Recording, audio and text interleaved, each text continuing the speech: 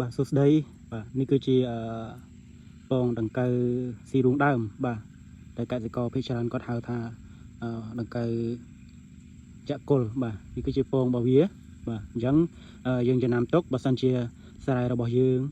ឃើញនៅប្រភេទបែបនេះលក្ខណៈបែបនេះបាទគេហៅថាពងដង្កូវស៊ីរូងដើមអញ្ចឹងឯខ្ទង់4ទៅ5ថ្ងៃ4ថ្ងៃទៅមួយអាទិត្យទៀត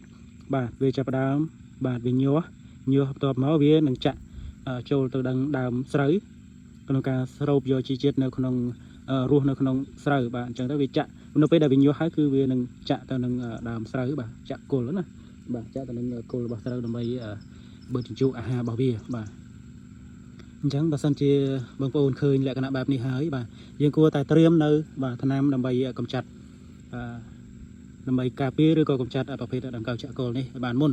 ព្រោះអីដង្កូវស៊ីរូងដើមនេះគឺវារាងស្ងាត់បន្តិចដោយសារតែមុនពេលដែលនៅពេលដែលវាចាប់ផ្ដើមស៊ីគឺ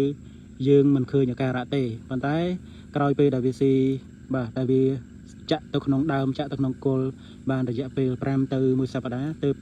បានចេញជារោគសញ្ញាដែលយើងអាចមើលឃើញនៅផ្នែកខាងក្រៅថាវាគឺជាប្រភេទដង្កូវចាក់គល់អញ្ចឹងនៅពេលដែលវាស៊ីថ្ងៃនេះ5ទៅ7ថ្ងៃក្រោយបាទយើងដឹងថាវាមានដង្កូវចាក់គល់បាទដូច្នេះហើយបើសិនជាយើងឃើញ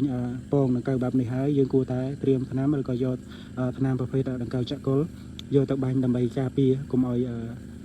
ដង្កូវនឹងគឺវាញាស់ឡើងក្នុងការបំផ្លាញនៅប្រភេទដំណាំស្រូវរបស់យើងបាទសូមអរគុណ